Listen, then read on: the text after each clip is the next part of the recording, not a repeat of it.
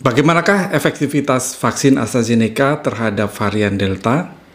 Bagaimanakah rekomendasi lembaga kesehatan dan organisasi profesi medis terkait vaksin AstraZeneca ini? Ikuti pembahasannya dalam video berikut ini.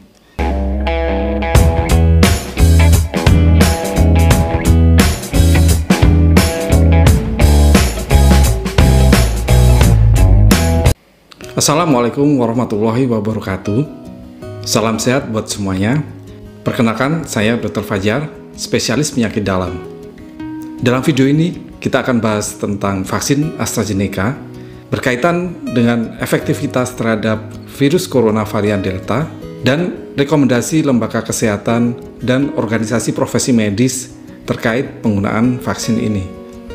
Apabila berkenan, silakan subscribe, like, share, dan nyalakan tanda notifikasi untuk dapat mengikuti update video berikutnya. Mengapa kita harus melakukan vaksinasi? Pandemi COVID-19 saat ini masih berjalan dengan angka kejadian, kesakitan, dan angka kematian yang masih tinggi. Beberapa hari terakhir ini, kita lihat lonjakan kasus COVID-19 yang cukup tinggi. Lonjakan kasus COVID-19 yang tinggi ini diakibatkan dari beberapa hal, antara lain dampak liburan setelah Lebaran, kurangnya kepatuhan terhadap protokol kesehatan, dan juga akibat meluasnya penyebaran dari virus corona varian Delta yang kita ketahui telah menyebabkan peningkatan kasus yang cukup tinggi di beberapa negara. Vaksinasi adalah cara untuk meningkatkan kekebalan tubuh secara aktif terhadap suatu penyakit melalui pemaparan dengan suatu antigen. Sehingga bila suatu saat kita terpapar dengan penyebab penyakit yang sama, tubuh sudah mempunyai kekebalan terhadap penyakit tersebut.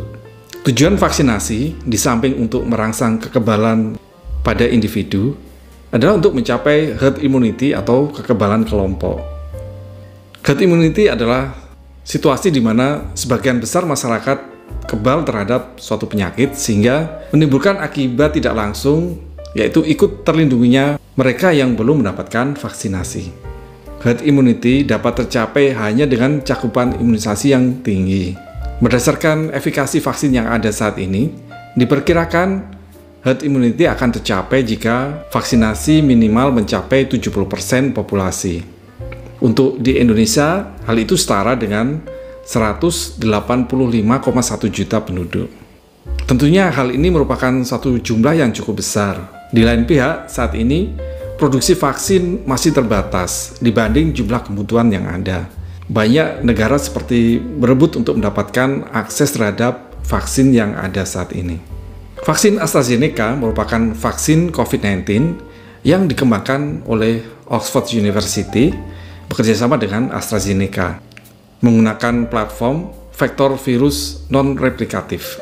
Sebagai virus vektor adalah adenovirus simpanse yang bersifat sebagai pembawa kode genetik protein spike dari virus corona. Pada adenovirus ini sudah dilakukan modifikasi sehingga dapat bersifat sebagai antigen yang dapat memicu kekebalan tubuh, tetapi tidak dapat bereplikasi atau menimbulkan penyakit pada penerima vaksin. Vaksin AstraZeneca sudah melalui uji klinis fase 1, fase 2, dan fase 3 berkaitan dengan keamanan dan efikasinya.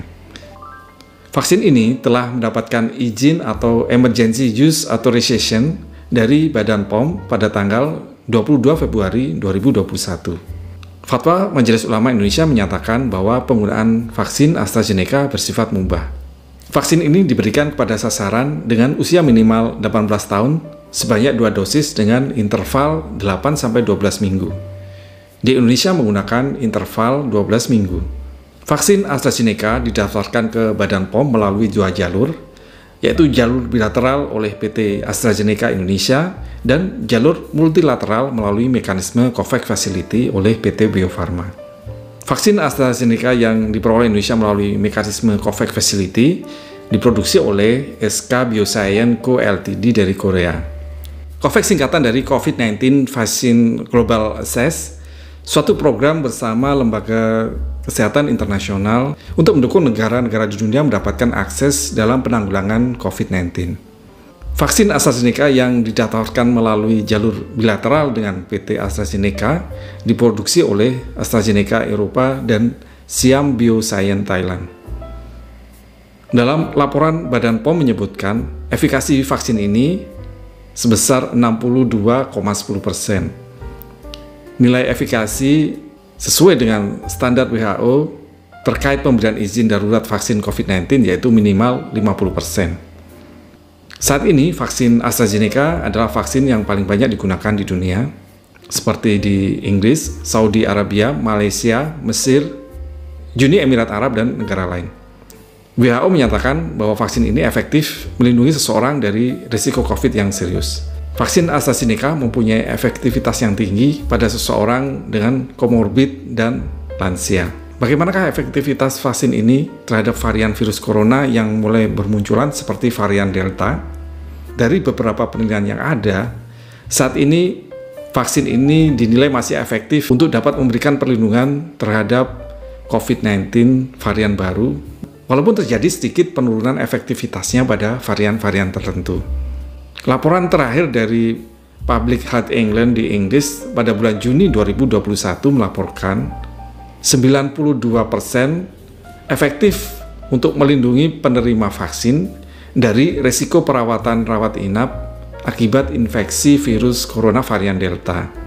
Mereka juga melaporkan pemberian 2 dosis vaksin AstraZeneca memberikan dampak 86% efektif melindungi penerima vaksin dari risiko perawatan rawat inap akibat infeksi virus corona varian Alpha. Bagaimana dengan efek samping atau kejadian ikutan pasca imunisasi vaksin AstraZeneca? KIPI atau kejadian ikutan pasca imunisasi adalah kejadian medis yang terjadi setelah imunisasi. Kejadian ini bisa berkaitan dengan vaksinasi, bisa juga tidak berkaitan dengan vaksinasi. Cuma kebetulan kejadiannya terjadi setelah vaksinasi. Keadaan yang seperti ini dinamakan koinsiden. Seperti tindakan medis pada umumnya, tidak ada vaksinasi yang 100% tanpa efek samping. Karena kita memasukkan antigen atau bahan asing ke dalam tubuh, tentunya akan timbul reaksi dari dalam tubuh terhadap proses tersebut.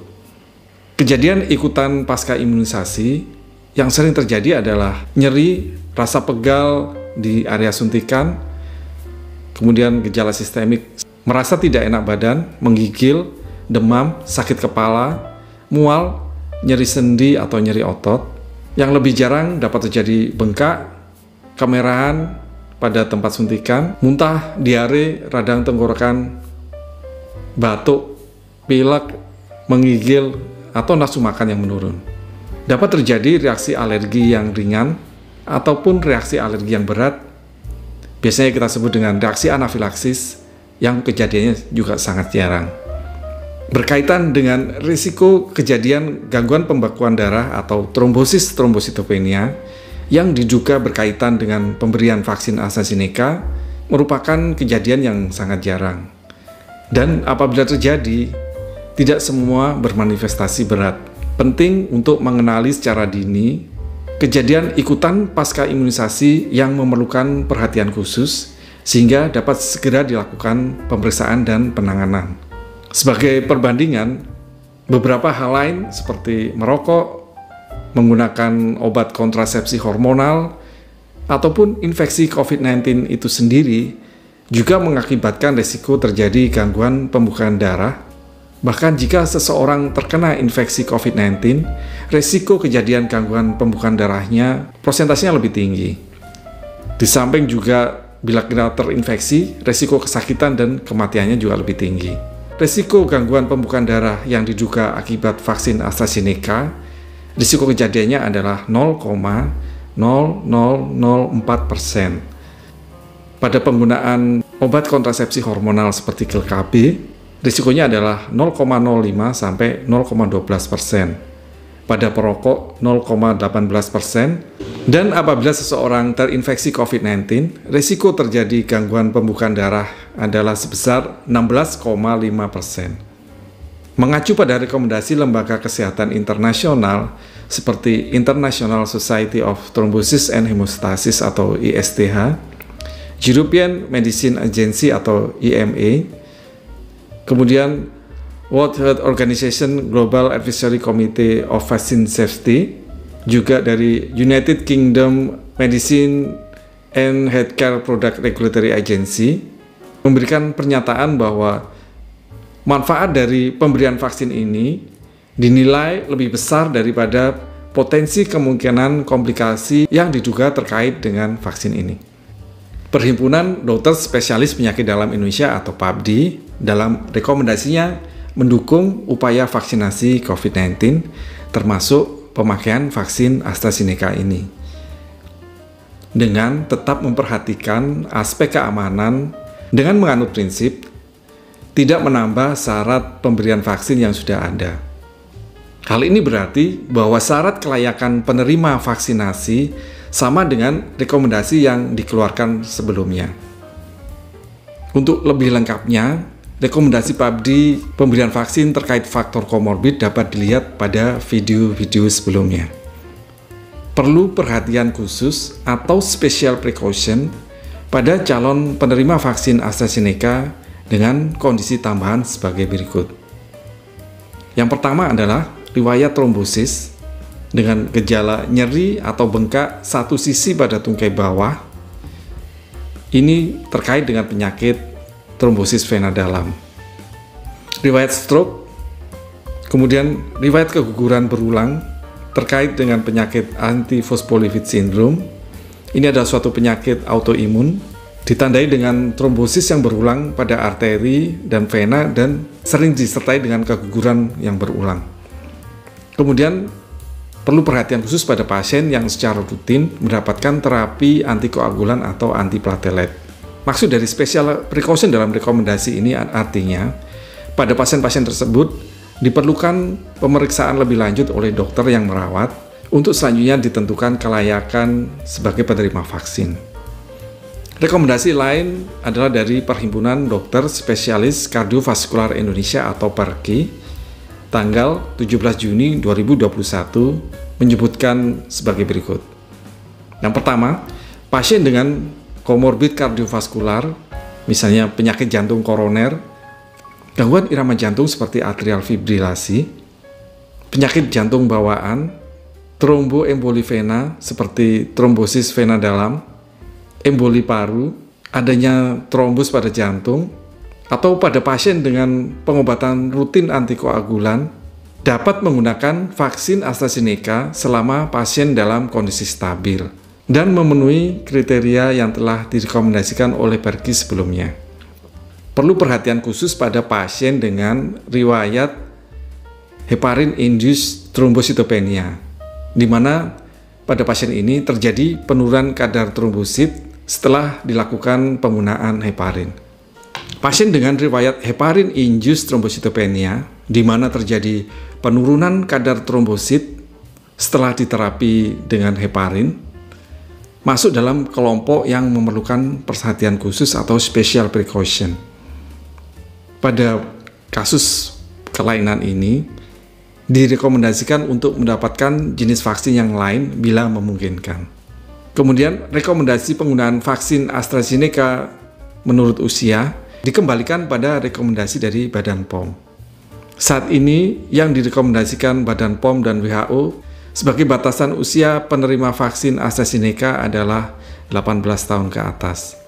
Berkaitan dengan KIPI yang memerlukan perhatian khusus, yaitu penerima vaksin AstraZeneca dengan keluhan spesifik seperti berikut. Yang pertama, bila mengalami sakit kepala yang hebat, kemudian pandangan mata kabur, kemudian mengalami sesak nafas atau nyeri dada yang tiba-tiba, kemudian bengkak pada salah satu tungkai, kemudian nyeri perut yang hebat, kemudian timbul bintik perdarahan di sekitar tempat penyuntikan, di mana kejadian-kejadian ini muncul setelah hari ke-4 sampai 20 setelah vaksinasi. Pada kasus ini disarankan untuk segera memeriksakan diri ke fasilitas kesehatan terdekat untuk segera mendapatkan pemeriksaan dan penanganan lebih lanjut. Seperti kita ketahui, rekomendasi organisasi profesi kedokteran ataupun lembaga kesehatan lain akan selalu diupdate berdasarkan perkembangan data dan referensi yang ada. Demikian pembahasan kita kali ini, semoga memberikan kemanfaatan. Apabila berkenan, silakan subscribe, like, share, komen, dan jangan lupa nyalakan tanda notifikasi agar tidak tertinggal dengan update video berikutnya. Wassalamualaikum warahmatullahi wabarakatuh.